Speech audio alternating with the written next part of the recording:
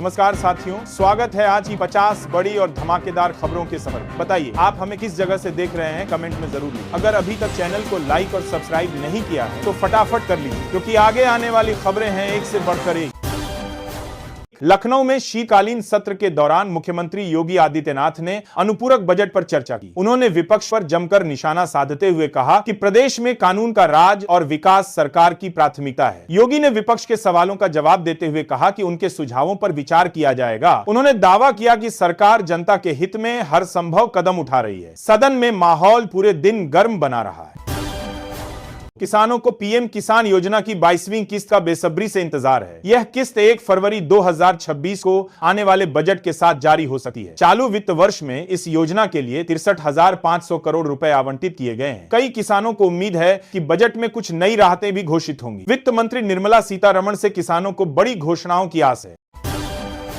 कांग्रेस नेता राहुल गांधी ने Unnao rape case पर केंद्र सरकार को घेरा। उन्होंने कुलदीप सिंह सेंगर को जमानत मिलने के फैसले की आलोचना की। राहुल ने कहा कि पीड़िता को न्याय मिलना चाहिए और उसे डर में नहीं जीना चाहिए। उन्होंने सरकार पर पीड़ितों की सुरक्षा में लापरवाही का आरोप लगाया। इस बयान ने सियासी हलकों में नई बहस छेड़ दी। शीतकालीन सत्र में सीएम योगी ने समाजवादी पार्टी पर तीखा हमला किया। उन्होंने कहा कि पिछली सरकारों में भ्रष्टाचार और अव्यवस्था चरम पर थी। योगी ने अपनी सरकार की उपलब्धियां गिनाई, जैसे पूर्वांचल एक्सप्रेसवे और किसानों को भुगतान। उन्होंने कहा कि यूपी अब निवेशकों का पसंदीदा केंद्र बन गया है। उनके भाषण के दौरान विपक्ष ने बीच बीच में नारेबाजी भी की। राजद प्रवक्ता चितरंजन गगन ने एनडीए पर निशाना साधा। उन्होंने कहा कि एनडीए नेताओं को तेजस्वी फोबिया हो गया है, जो निराशा दर्शाता है। बिहार में प्रचंड बहुमत के बावजूद एनडीए नेता तेजस्वी से परेशान हैं। उन्होंने कहा कि तेजस्वी यादव ने विपक्ष की राजनीति में नई ऊर्जा भरी है। इस बयान से बिहार की राजनीति में हलचल मच गई है।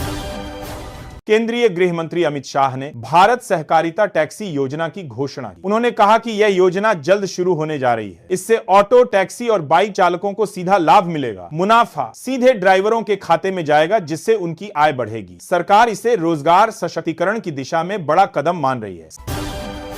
उत्तर प्रदेश के संभल में किसानों की दिक्कतें बढ़ी हैं। गिरती कीमतों और कोल्ड स्टोरेज में स्टॉक ने संकट खड़ा कर दिया है। 2007 में किसानों को फसल का उचित मूल्य नहीं मिल पा रहा है। कई किसान अब सरकारी हस्तक्षेप की मांग कर रहे हैं। बाजार में मंदी से उनकी आमदनी बुरी तरह प्रभावित हुई है।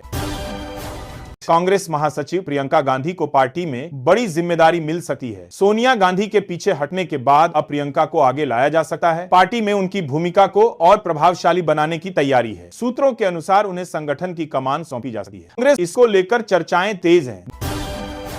जिला बनने के बाद हांसी को पहली बड़ी सौगात मिली है। हुकुमचंद पार्क में 40 लाख रुपए की लागत से आधुनिक ईपीडीएम ट्रैक बनाया जाएगा। यह ट्रैक स्थानीय लोगों के लिए बेहतर सुविधा और खेलकूद को बढ़ावा देगा। ट्रैक से पार्क का सौंदर्य और उपयोगिता दोनों बढ़ेंगी। नगरवासी इस विकास परियोजना को लेकर उत्साहित हैं।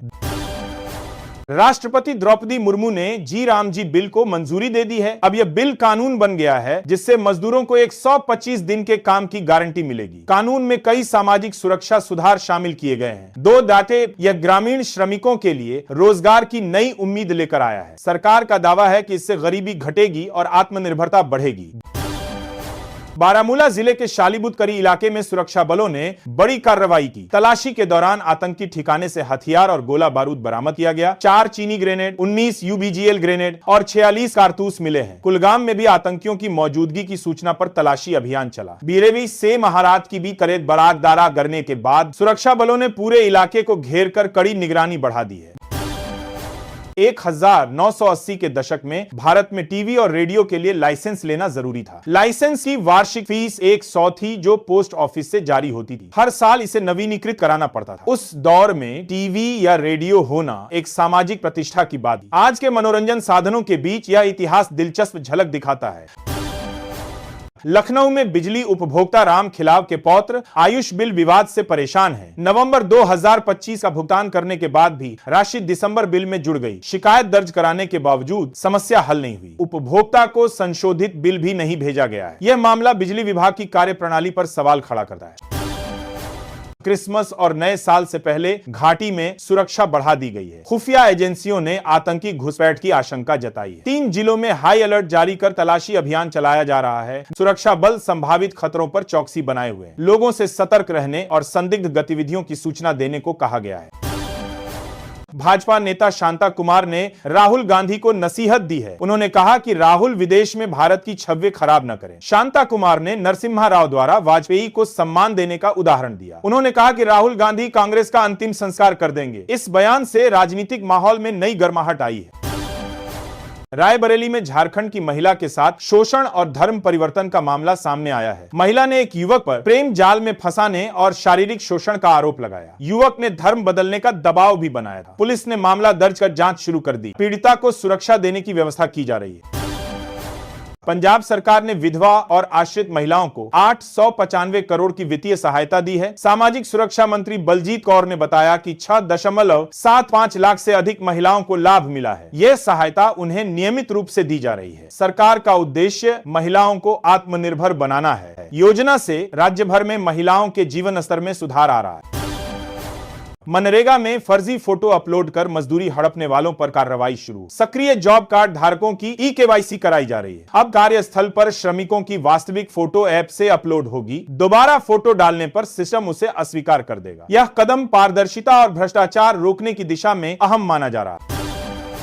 वाईएसआर कांग्रेस पार्टी के कार्यकर्ता ने गर्भवती महिला को लात मारी। महिला ने उसे भीड़ से दूर पटाखे जलाने के लिए कहा था। पुलिस ने मुख्य आरोपी अजय देवा को गिरफ्तार कर लिया। दूसरे आरोपी अंजनप्पा की तलाश जारी है। घटना से इलाके में आक्रोश और विरोध बढ़ गया।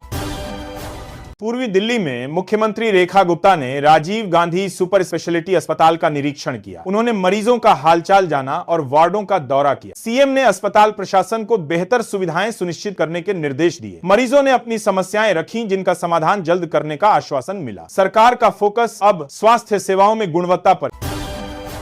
बिहार के बांका जिले में बालू तस्करी के खिलाफ अभियान तेज हो गया है। 12 माफियाओं की संपत्ति जब्त करने की तैयारी चल रही है। यह कदम अवैध खनन और कारोबार पर लगाम लगाने के लिए उठाया गया है। प्रशासन और पुलिस मिलकर सख्त कार्रवाई में जुटे हैं। सरकार का लक्ष्य है कि प्रदेश से अवैध कारोबार खत्म हो। प्रधानमंत्री नरेंद्र मोदी 25 दिसंबर को सांसद खेल महोत्सव से जुड़ेंगे। वे देश भर के खिलाड़ियों से वीडियो कॉन्फ्रेंसिंग के जरिए बातचीत करेंगे। इंदौर के वैष्णव महाविद्यालय परिसर में कार्यक्रम आयोजित होगा। पीएम दिव्यांग खिलाड़ियों से भी खास संवाद करेंगे। कार्यक्रम का उद्देश्य युवाओं को खेल के प्रति प्रेरित करना है। खाद्य एवं रसद विभाग ने पात्रता जांच अभियान चलाया। 18 बिंदुओं पर जांच में 5,000 परिवारों के 17,000 यूनिट राशन काटे गए। कई परिवार अपात्र पाए गए, जिनका राशन अब बंद कर दिया गया है, जो कि जांच का उद्देश्य सही लाभार्थियों तक सुविधा पहुंचाना है। सरकार का कहना है कि फर्जी कार्ड धारकों पर सख्त कार्रवाई होगी। सीएम योगी के नेतृत्व में यूपी उद्यमिता में नई पहचान बना रहा है। केंद्र की निधि योजना से महिलाओं को आर्थिक सशक्तिकरण मिला है। राज्य में अब तक 25 महिला स्टार्टअप सफल हो चुके हैं। इन स्टार्टअप से कई लोगों को रोजगार भी मिल रहा है। सरकार इसे नारी शक्ति की सफलता की मिसाल बता रही है। शिमला की अदालत ने नाबालिग से दुष्कर्म के दोषी को 20 साल की सजा दी। अदालत ने दोषी पर जुर्माना भी लगाया और पीड़िता को मुआवजा देने का आदेश दिया। फैसला पॉक्सो एक्ट के तहत सुनाया गया है। यह फैसला समाज में सख्त संदेश देने वाला माना जा रहा है। अदालत ने कहा कि नाबालिगों के खिलाफ अपराध किसी भी सूरत में बर्दाश्त नहीं होंगे। महाराष्ट्र के उप मुख्यमंत्री देवेंद्र फडणवीस ने ठाकरे भाइयों के गठबंधन पर निशाना साधा। उन्होंने कहा कि यह गठबंधन सिर्फ अस्तित्व बचाने की कोशिश है। निकाय चुनावों पर इसका कोई असर नहीं पड़ेगा। फडणवीस ने दावा किया कि लोग विकास को देखकर महायुति को वोट देंगे। उन्होंने कहा कि जनता अब खोखली राजनीति से ऊब चुकी है। अमेरिका में अवैध रूप से रह रहे 30 भारतीय नागरिकों को पकड़ा गया है। सरकार ने उनके ड्राइविंग लाइसेंस भी जब्त कर लिए। यह कार्रवाई अवैध आव्रजन के खिलाफ चल रहे अभियान का हिस्सा है। गिरफ्तार लोगों को अब निर्वासन का सामना करना पड़ सकता है। भारतीय दूतावास इस मामले पर निगरानी रखता है। बिहार की एक बेटी ने इतिहास रच दिया है। वह किसी विशेष अंतर्राष्ट्रीय मिशन में शामिल होने वाली पहली भारतीय महिला बनी है। उनकी इस उपलब्धि से पूरे राज्य में खुशी की लहर है। लोग उन्हें प्रेरणा स्रोत के रूप में देख रहे हैं, जमाम के देख रहे हैं। नालंदा जिले में उनके सम्मान में समारोह की तैयारी हो